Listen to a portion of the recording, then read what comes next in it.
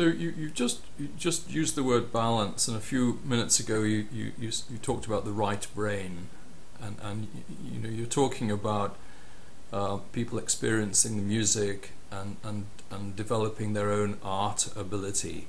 I mean, is there a sense in which you're feeling that the balance is to quite some degree the balancing of the left and the right brains to bring the proper balance back into the human experience of the right and the left brain, the masculine and the feminine together? Is that part of what you feel is has been lacking up until now? Oh, absolutely. I think we're completely out of balance in our approach right now on the planet. It's obvious to me with the amount of, just look in the world and look at the headlines every day.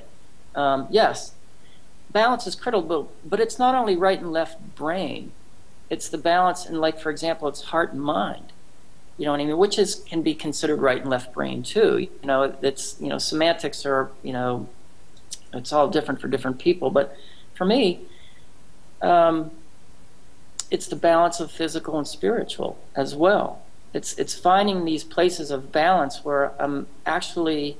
It's interesting in the I Choose Love movement. The first thing we talk about is I choose to love myself, and in my experience of doing that, what I had to learn was how am I loving myself physically? Am I taking care of my body? Am I eating well? How am I taking care of myself emotionally? You know, am I able to express and speak my truth and feel my feelings? You know, how am I taking care of myself mentally?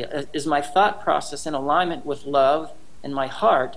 And is my heart in control as opposed to my mind running a script from, you know, past beliefs of woundedness and pain and suffering? You know, and then spiritually, what am I doing to cultivate an environment of myself where I feel connected to Source? You know, so this is all about balance, left and right brain. They're all important, but they all have to come together. You know, and it's interesting in this CD, I Choose Love. There's a song called "Center of the Sun," and one of the things that we're doing in this song is I've had to dissect all these different voices in my head. It's like there's the masculine part, there's the feminine part, there's the child part, the teenager, you know, the angry witch energy, the patriarchal masculine, the judge, and all these different voices. And what I had to do over the years to begin to heal was to separate them out, and so that I could hear them all differently, because each one of them in their own shadow way is a call for love.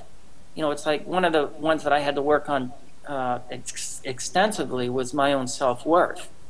You know, which, you know, coming through Catholicism, just the idea of feeling worthy of receiving any love at all was, you know, like, wow, you know, which is one of their teachings that I would like to absolutely invite them to reconsider.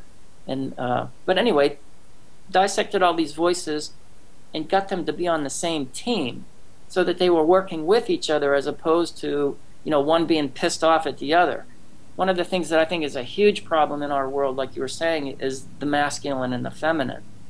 You know, I had to go inside and understand that there was a war going on inside me between my own feminine nature and my own masculine nature, and begin to like say, okay, how do we make peace with this? Well, you know, rites of passage, which is another area that I'm really passionate about. We've lost the rites of passage, authentic rites of passage, into heartfulness in our world. And the indigenous cultures embrace that all over the world for many eons. And I think it's time to, and I think again what this movie is doing, it's initiating people into the heartfulness, to understanding that we do have a feminine and a masculine nature, and they also have shadow natures. And can we dialogue with the shadow aspects so that we can create peace? In my own healing journey, I had to do a lot of healing on my masculine, becoming a man in the world. I had no idea what it was meant to be an authentic man in the world. And my father did the best he could, but he had no idea how to really teach me how to be a real man in the world. And so I started working with men and understanding that there is something that happens when we do this healing work with men that's unspoken, that affirms us as men, that says, okay, I'm in a male body and this is the way the genetic encoding or the way that men work is. And it's not to be ashamed of at all in any way, shape, or form. And getting to the truth of that. From that place of being really in my sovereignty as a man, I could then begin to build a bridge to the feminine, and that which was extremely important. And not only the feminine within myself, but the feminine outside of myself, women.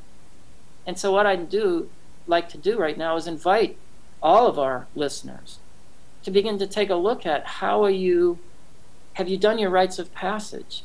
Do you really know what it's like to be in the company of men and feel comfortable with that? And women, to be in the company of women and to understand what the powers of that women, and so that you can begin to use that to build bridges within yourself and within your communities of how to come together to create healing for some of the challenges in our day. You know, I think it's very, very, very critical. I think it's one of the biggest wounds on the planet right now is the imbalance between the masculine and the feminine energy. You know, and there's been also a lot of talk about, well, we have to it's all about bringing in the divine feminine and all that. Yes, I agree. But you also have to remember that, I believe anyway, in my experience, that it's not about ditching the masculine. It's about bringing them into balance so that they can work together to solve and create solutions for the woes of the world right now. Balance is incredibly important. Internally, we know our own balances. How much nature time do I need? How much time alone do I need? How much meditation time do I need? How do I take care of myself? And by taking care of myself, I'm in some way taking care of you. And again, I do that to show people that I'm walking the talk, because I believe that's the best way to teach. I can see laughter, or I can see tears. I see a choice, love or fear. What do you choose? I can see peace, or I can see war. I can see sun.